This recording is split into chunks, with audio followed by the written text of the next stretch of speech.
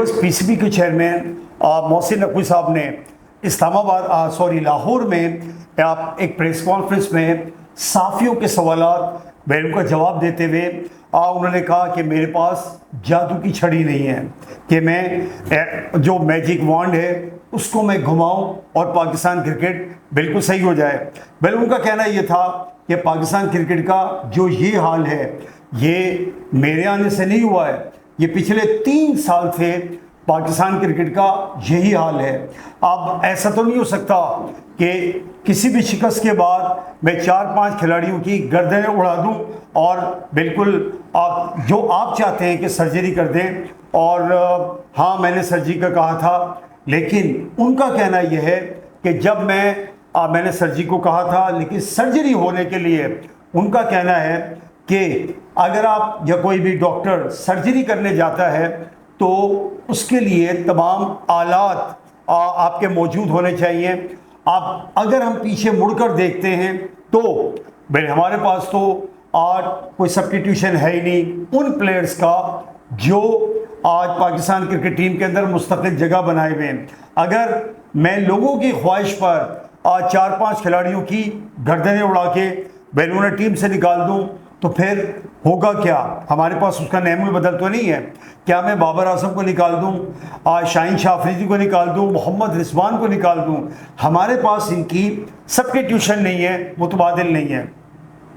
और उन्होंने कहा कि पहले आलात पूरे हों तो फिर इनकी सर्जरी की जाए। तो मोहसिन नकवी साहब, आप ऑस्ट्रेलिया की तरह एक मॉडल क्यों नहीं बनाते हैं? वकार यूनुस साहब को भी आपने लिया, 4 हफ्ते काम करके फिर वो मेंटोर बन गए जाके जो चैंपियंस कप के उसमें।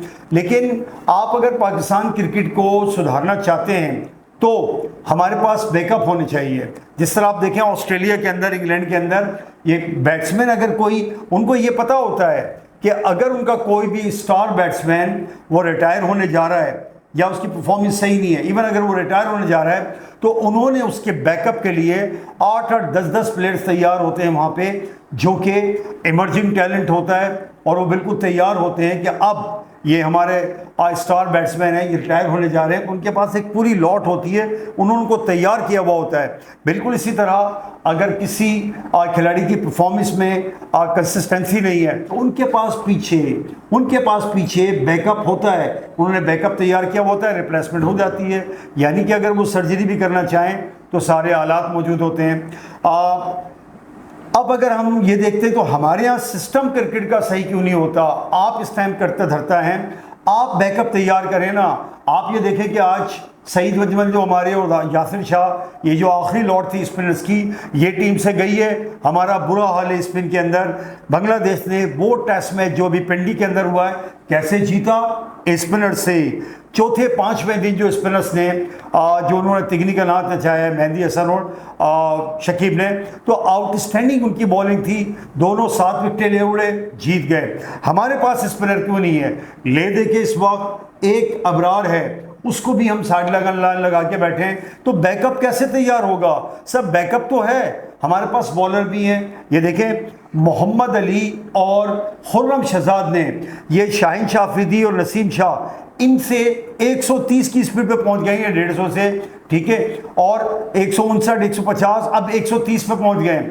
उनसे बेहतर ये बच्चे जो कि मोहम्मद अली उम्र में नसीम शाह से बड़े हैं, लेकिन उनके आप पेस देखें, खुर्रम शहजाद भी इसी तरह हैं। तो जब इतने बड़े टेस्ट मैच के अंदर हमारे ये स्टार बॉलर हैं, इनसे जब परफॉर्मेंस नहीं हो रही है तो सर होगा क्या? मोहसिन नकवी साहब, होगा क्या ज़्यादा से ज़्यादा? देखिए, अगर हम बैकअप नहीं है, नो डाउट आपने कहा बैकअप नहीं है, हम मानते हैं फिलहाल बैकअप नहीं है, लेकिन बैकअप के अंदर आपके पास मीर हमजा बैठे हुए हैं और ये मोहम्मद हुरैरा बैठे हुए हैं, कामरान गुलाम बैठा हुआ है। कितने प्लेयर हैं जो अपनी बारी का इंतज़ार कर रहे हैं।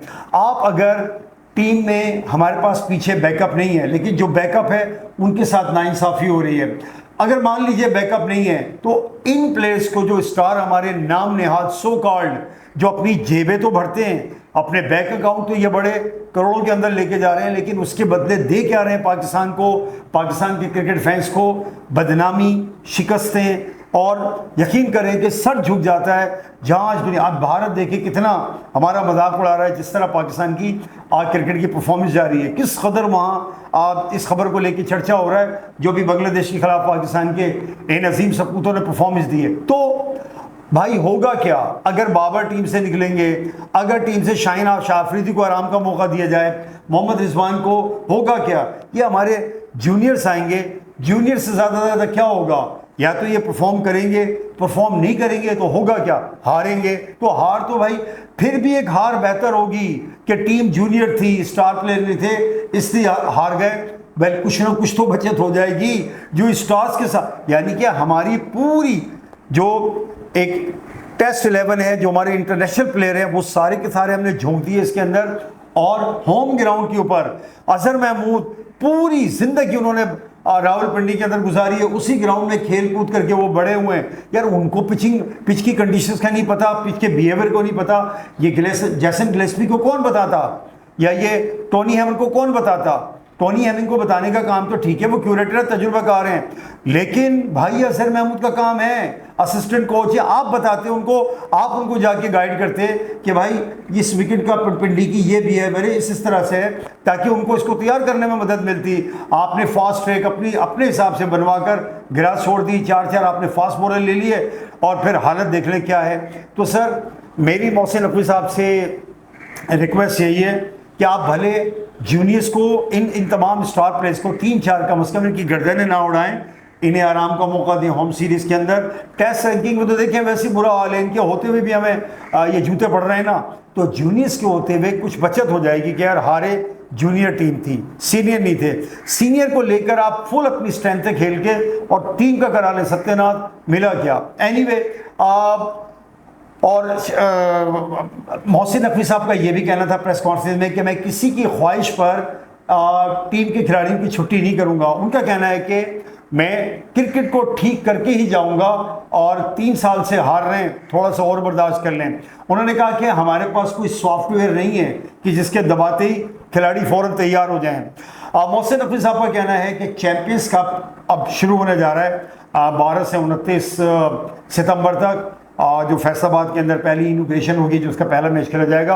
उनका कहना है कि इसके एंड में हमें 150 जो टैलेंटेड प्लेयर हैं वो मिलेंगे और उनका सारा रिकॉर्ड हमारे पास होगा, फिर हमें आसान होगा कि किसको खिलाना है, किसको टीम से निकालना है।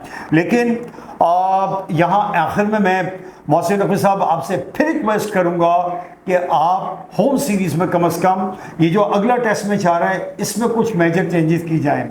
शाहीन आफरीदी को आराम कराएं, मीर हमजा को अंदर लेकर आ जाएं, ठीक है, बाबर आजम को बाहर बिठाएं, ठीक है, हमारे पास ये जो मोहम्मद हुरैरा हैं उनको टीम में डालें, मोहम्मद रिजवान को बिठाएं, सरफराज हैं, फिर आपके पास कामरान गुलाम है, इनको टीम में लेकर आएँ, अबरार को टीम में लें, जो सबसे बड़ी नाइंसाफ़ी हो रही है। तो this is my request, humble request to PCB chairman Mohsin Hasan Naqvi साहब। और देखें टीम कॉम्बिनेशन कोई भी हो, स्पिनर खेलें, फास्ट बॉलर खेलें, रिजल्ट अगर टीम प्रोड्यूस कर रही है, जीत रहे, तो जीत क्या होती है, आपकी खामियों को दबा देती है, छुपा देती है। लेकिन जब आप हारते हैं, हर चीज़ हाईलाइट होकर के एक मैप के ऊपर आ जाती है। अब पाकिस्तान क्रिकेट के फैंस को और हम सबको चाहिए फतेह, हमको चाहिए पाकिस्तान की क्रिकेट के अंदर वापसी, दुनिया के अंदर पाकिस्तान के वो झंडे जो क्रिकेट में वक़ार यूनुस, वसीम अकरम, शाहिद आफरीदी, इंज़माम उलग, आमिर सोहेल, सईद अनवर, इमरान खान, जावेद मियांदाद, ज़हीर अब्बास, माजिद खान और इतने बड़े बड़े स्टार्स ने जो झंडे गाड़े। आई होप कि आगे जैसा मोहसिन नकवी साहब कह रहे हैं कि चैंपियंस कप को हो लेने दें, इसमें से 150 खिलाड़ी निकल कर आएंगे। अल्लाह करे ये सब कुछ ऐसा हो, पाकिस्तान क्रिकेट पले बढ़े और आगे दिन दुगनी रात चुगनी तरक्की करें। मेरे प्रोग्राम को मैं साइन अप करूंगा, आपसे मुलाकात होगी मेरी अगली वीडियो के अंदर कुछ और क्रिकेट अपडेट के साथ। Till that time, bye bye.